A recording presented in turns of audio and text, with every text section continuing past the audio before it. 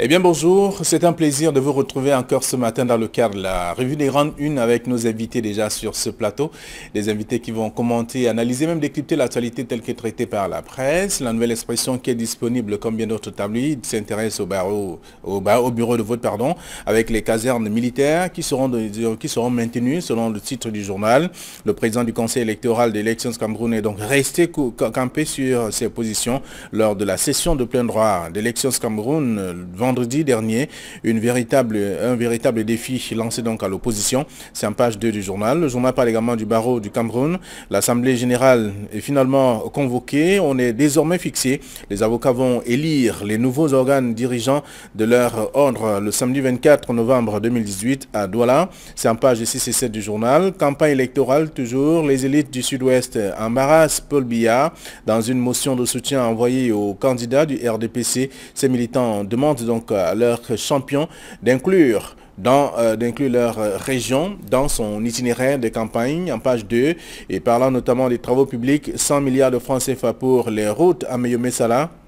Même avant le lancement de ces chantiers, la facture est déjà l'objet de vives polémiques après celle de 45 milliards de francs CFA de la pénétrante est de Douala. C'est en page 4. Et puis à Kribi, on parle bien entendu du port de Kribi. Les revendications divisent la côte. Un communiqué officiel des chefs traditionnels de la bande côtière de Kribi dénonce d'ailleurs la manipulation et même à des fins égoïstes de certaines élites de cette localité. C'est à lire dans le journal La Nouvelle Expression de ce matin. Et toujours dans les kiosques ce lundi matin, l'Indépendant parle de programme de gouvernance, l'offre populiste donc de Joshua aussi. C'est à lire dans l'article en page 4. Le journal s'intéresse aussi à autre chose, parlant du procès des droits de l'homme, la thèse d'un complot international en page 4 du journal. Et puis présidentielle 2018, ce que vaut le vote de la diaspora, c'est à lire dans le même journal, disponible ce matin. Et puis Éco Matin est disponible parlant de rentrée scolaire 2018.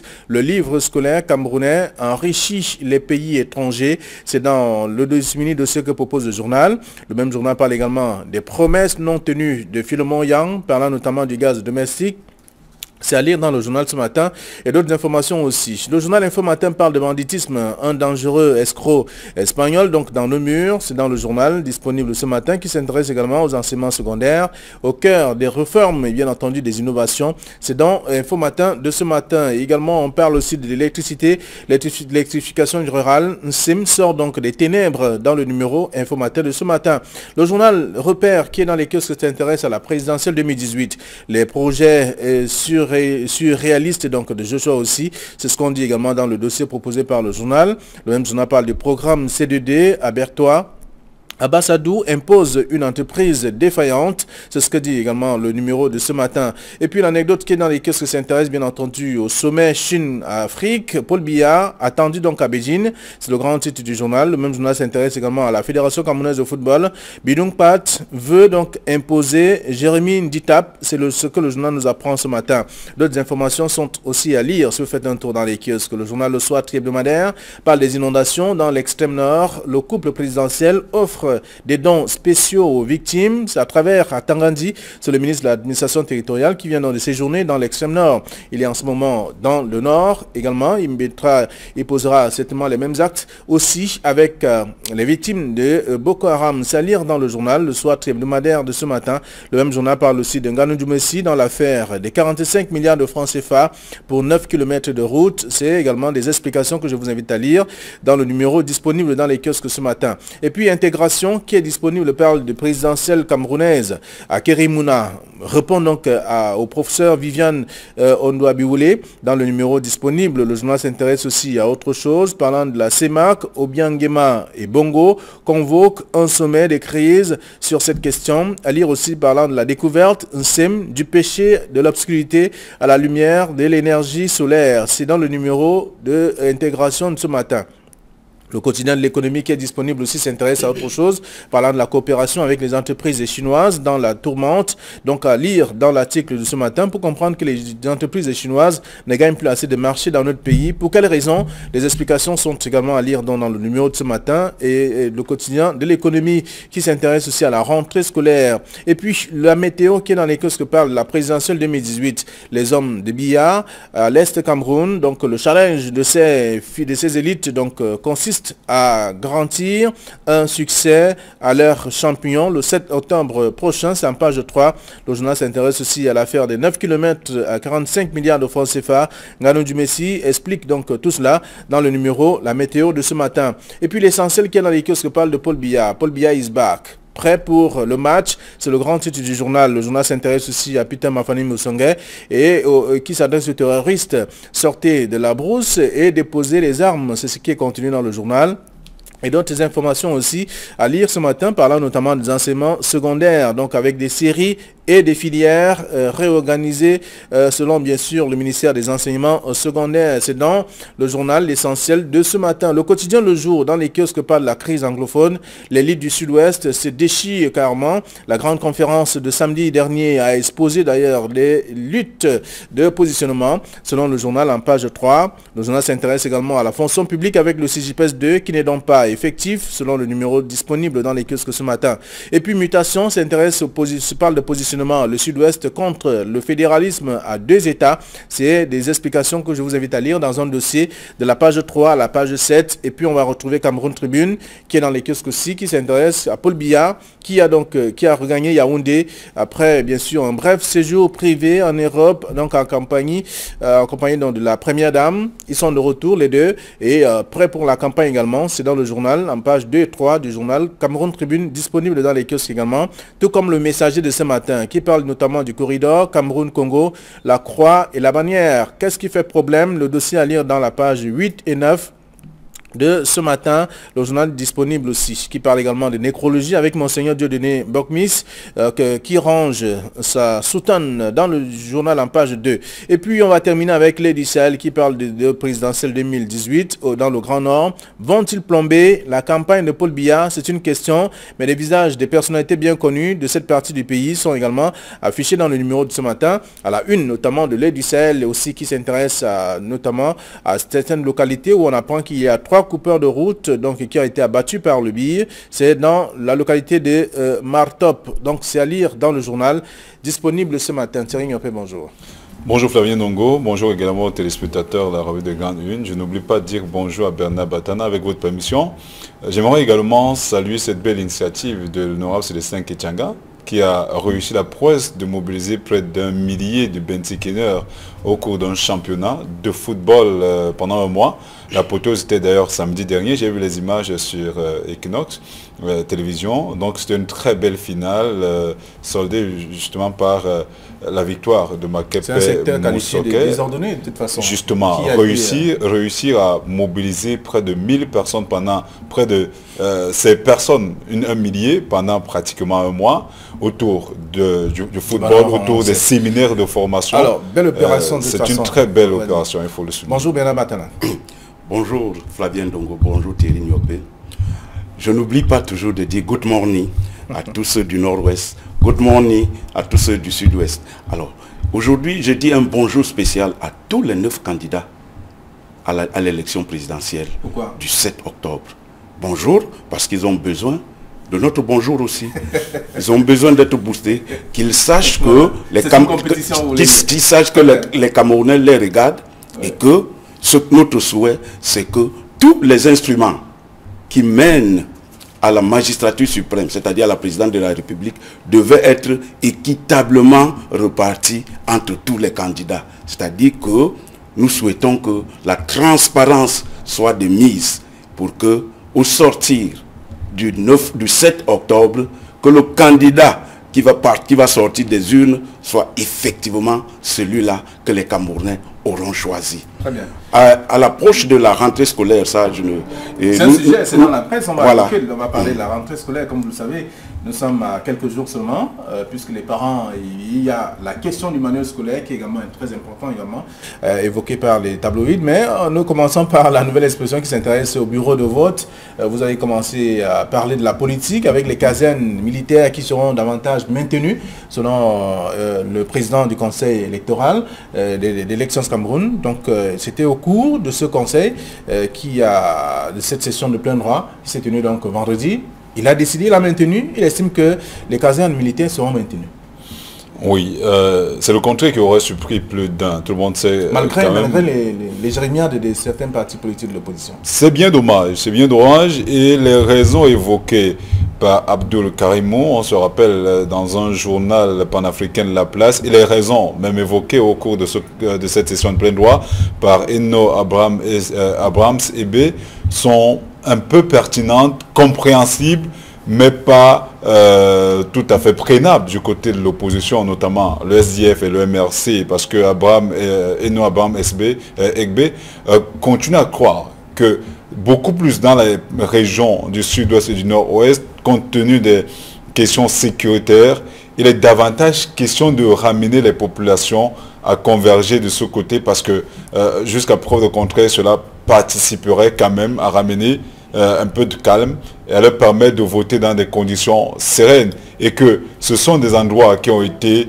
bien préparés pour permettre à toutes les formations politiques représentées à cette élection présidentielle-là d'être représentées dans les bureaux de vote. Donc ce sont des endroits accessibles à tous, et en plus, selon les membres de l'élection de Cameroun, il y a des casernes militaires regroupent plusieurs personnes, plusieurs familles qui vivent plus ou moins à côté de ces lieux-là. Donc, il n'était pas judicieux, surtout en période de crise comme ce que nous vivons là, de déplacer des familles pour accomplir leurs devoirs civiques. C'est compréhensible à ce niveau, mais pas toujours acceptable. La preuve, le SDF continue, malgré l'interdiction en manifestation qui a été signée par le sous-préfet de Douala Ier, continue à dire qu'ils vont descendre dans la rue pour revendiquer justement cette délocalisation-là.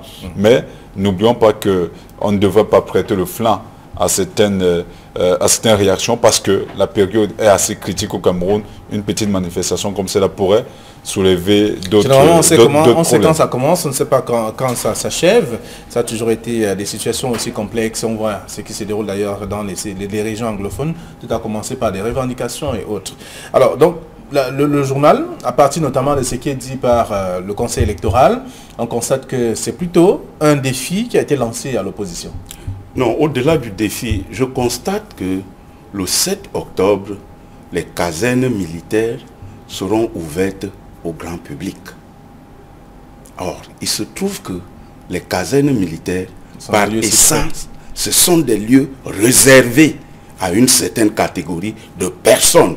Parce qu'à l'intérieur, effectivement, il y a des équipements qui ne devaient pas être connus de tous et rendus au grand public. Mais moi, je constate que bon, le 7 octobre, nos bases militaires seront ouvertes au grand public.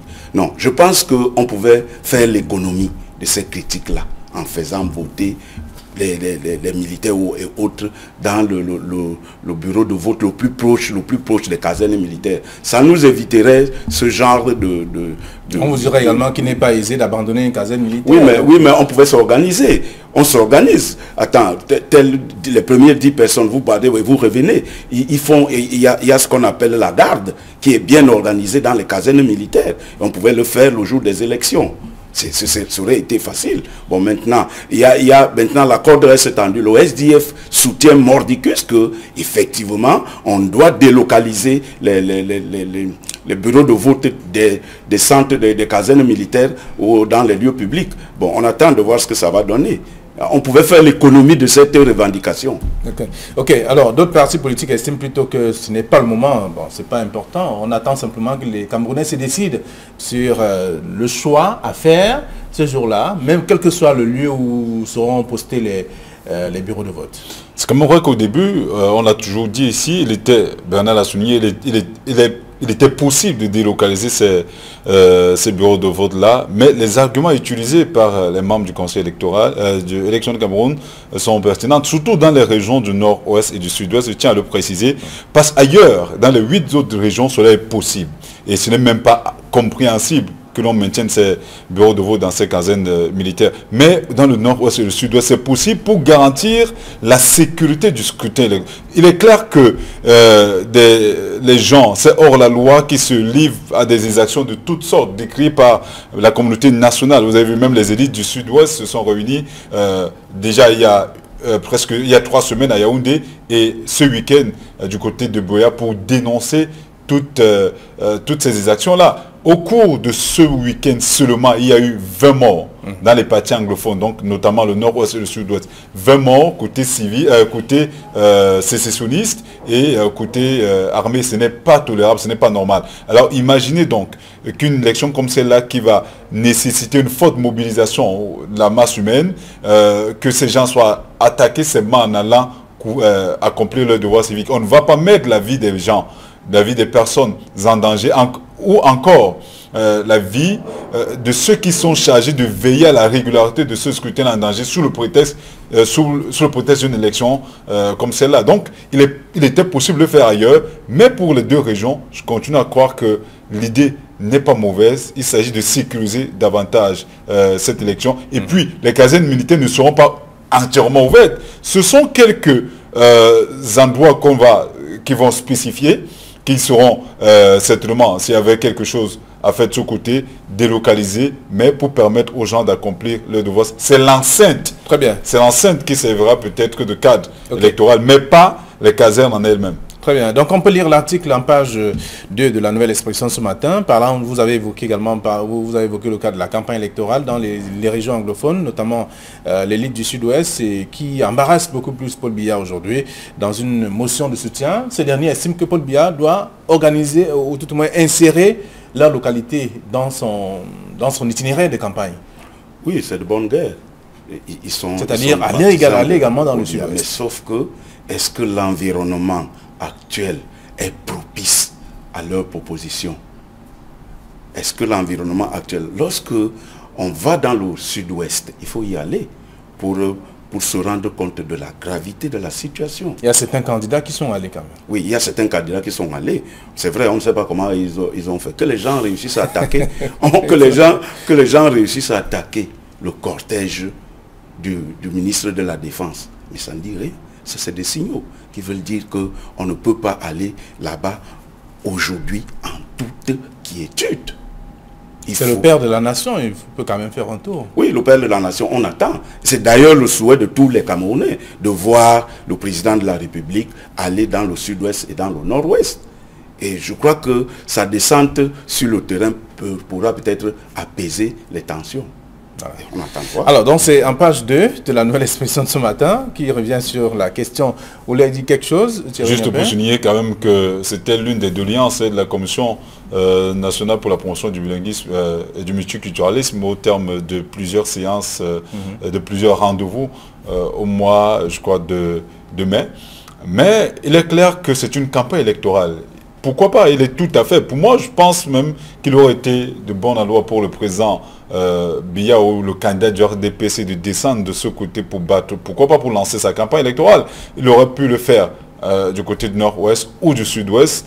On l'attendait de ce côté au début de la crise. La crise s'est quelque peu envenimée. On attend, pourquoi pas? C'est, que vous l'avez souligné tout à l'heure, c'est le père de la nation, c'est le père des enfants. On ne peut pas dormir tranquille quand on sait que certains de ces enfants vivent un cauchemar. Et c'est le cas pour le sud-ouest et le nord-ouest. Vivement qu'ils descendent pour, pourquoi pas, tenter de ramener la paix, parce que ces émissaires ont jusqu'ici échoué. Le Premier ministre y a encore séjourné il y a près d'une semaine. La situation n'a pas semblé changer, vu qu'il y a eu une vingtaine de morts le week-end dernier.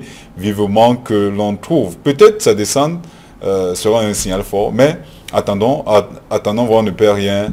Attends, si le cortège du ministre de la Défense a été attaqué, cela ne veut pas dire que le cortège du président de la République pourrait être attaqué.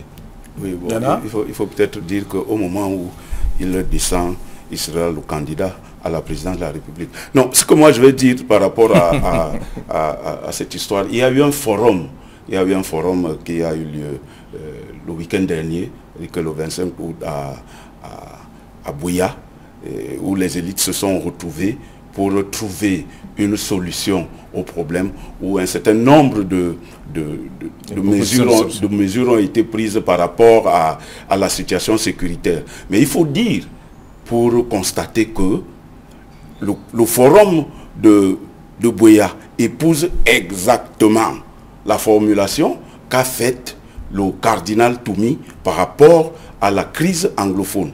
Il faut noter que le forum qui s'est tenu à Buea a fait abstraction de la partie du sud, du nord-ouest du pays. On pense que s'il y a un problème anglophone, toutes les forces possibles et imaginables pouvaient fédérer pour trouver une solution. Parce que unis, ça dit que unis, nous sommes forts, mais désunis, on devient davantage faible. On constate avec amertume que par rapport au problème anglophone, il s'agit de deux poids, deux mesures. C'est-à-dire que les gars du sud-ouest se sont désolidarisés de ceux du nord-ouest pour créer leur forum.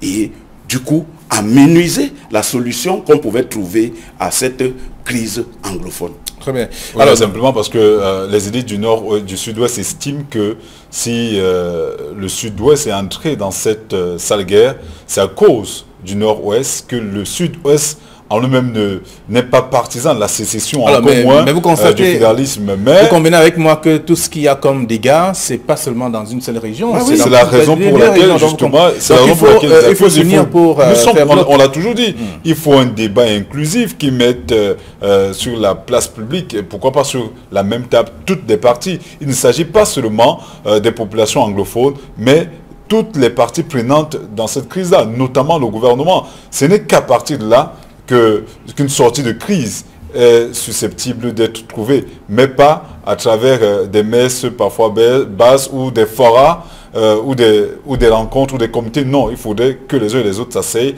L'initiative du cardinal Christian Toumi, on l'a toujours dit, est la bienvenue.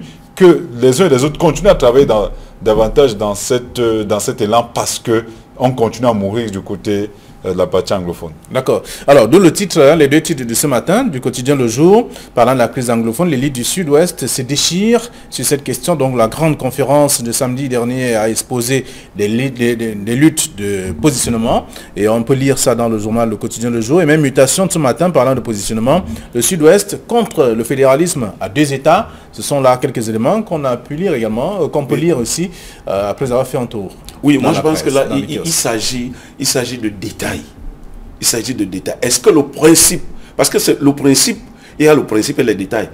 Ce que une faction propose, c'est le fédéralisme en soi. Bon, maintenant, il est à 10 États comme le SDF, il est à 8 États comme les autres partis, mais le principe, c'est celui du fédéralisme qui doit d'abord passer. Bon, maintenant, quand le principe passe, on peut habiller ce principe-là. Est-ce que c'est un fédéralisme à deux États? On ne peut pas aller vite en besoin comme l'a fait Mutation en disant que le fédéralisme à deux États, mais c'est pas ça. Non, ce n'est pas Mutation qui l'a dit, ce sont les élites du Sud-Ouest qui sont contre justement ce fédéralisme à deux États, parce que justement, l'idée du fédéralisme tel que vu par les sécessionnistes, tel que vu par ceux qui revendiquent justement cette sécession, est d'arriver à ce fédéralisme à deux États qui ne serait pas différent de la sécession. Parce qu'en réalité, un fédéralisme à deux États veut dire que d'un côté, on a la partie anglophone et de l'autre, la partie francophone. Cela revient simplement à la sécession qui est tant dénoncée par toutes les parties prenantes. Par contre, un fédéralisme à 10 États n'est pas très loin de la décentralisation qui est effectivement un transfert de compétences dans les 10 régions. À partir de la décentralisation, si elle est vraiment effective, chaque partie, chaque région pourrait s'auto-développer, s'auto-définir. Alors, donc, en réalité, c'est à ce niveau que ça se fait. Vont être diminués au niveau c'est le plus important, décentraliser, et c'est là où l'on voudrait arriver. Décentraliser. L'État a commencé, la preuve. Il y a eu, depuis le mois de mars dernier, la création d'un nouveau ministère en charge de la décentralisation et du développement local.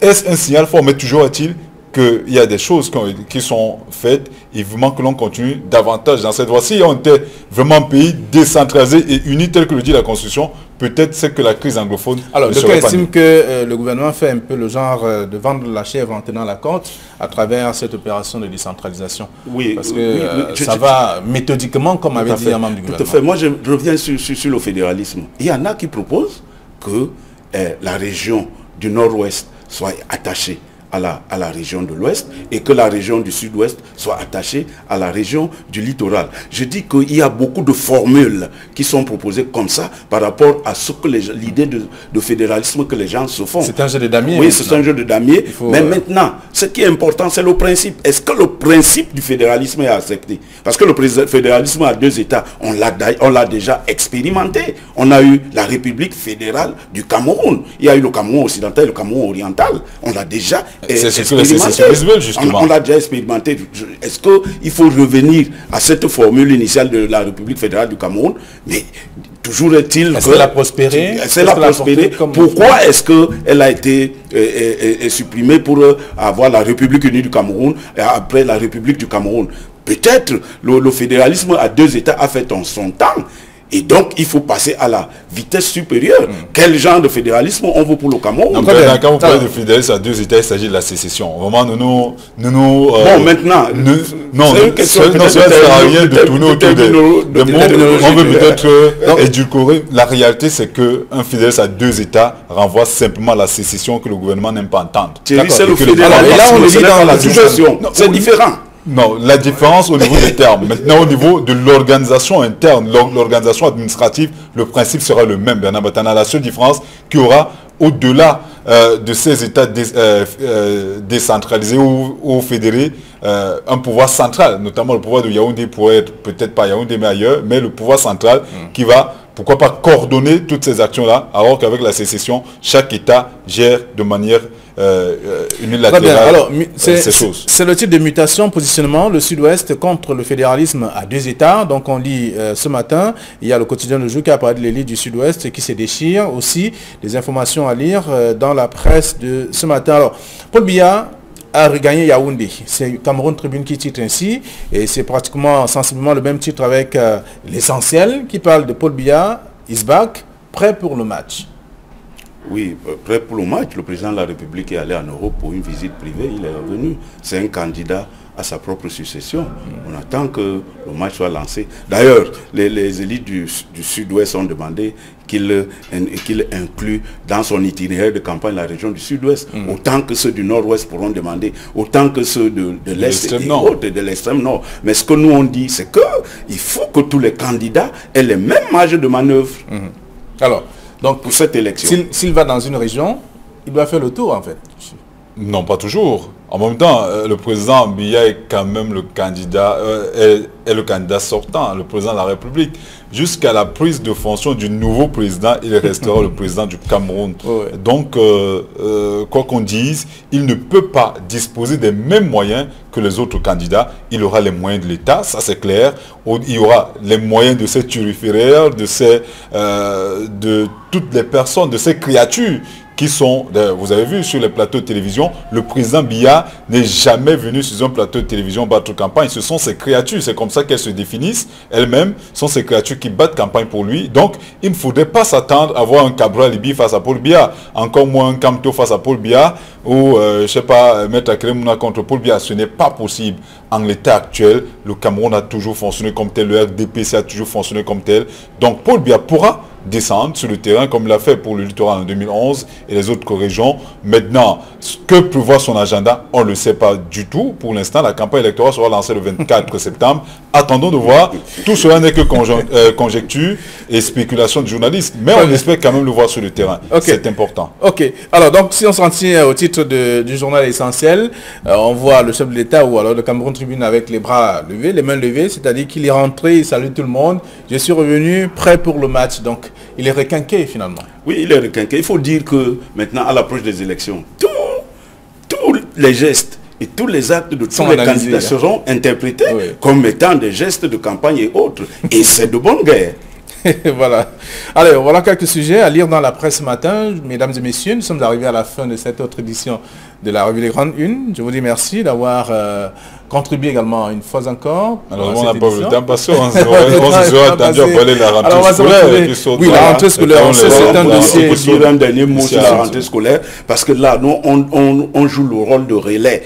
La rentrée scolaire pour lequel il y a beaucoup de parents qui se plaignent déjà du livre qu'on ne trouve pas. Les éditeurs ont donné rendez-vous ce 27, donc les livres seront disponibles. Il y a des organisations telles que les anciens employés, parce que ça, ils nous ont saisi toujours dans notre rédaction, les anciens employés comment tu appelles, chantier naval, ils sont 1500 qui préparent faire une descente sur Yaoundé avec femmes et enfants. Oui, ils ont annoncé si leurs revendications ne sont pas, si leurs indemnités ne sont pas payées, pour qu'ils puissent assurer une rentrée. À Kribi, c'est la même chose avec les revendications qui divisent bien sûr la l'État fasse un gros effort là-dessus. Parce que même au niveau de la douane camerounaise, il y a des goulots d'étranglement qui s'opposent. Au niveau de la SGS, est-ce que les livres seront dédouanés à temps? Est-ce qu'il y a des cahiers qui sont, il y a des conteneurs de cahiers qui sont bloqués? On donné le dernier délai. C'était le 15. On espère qu'ils auront traversé toute cette tracasserie douanière. Merci à vous, chers messieurs. Merci également à tous les lecteurs. Allez faire un tour dans les kiosques et être au parfum de l'actualité en achetant les journaux. Bonne journée. Demain, après le journal de 9h.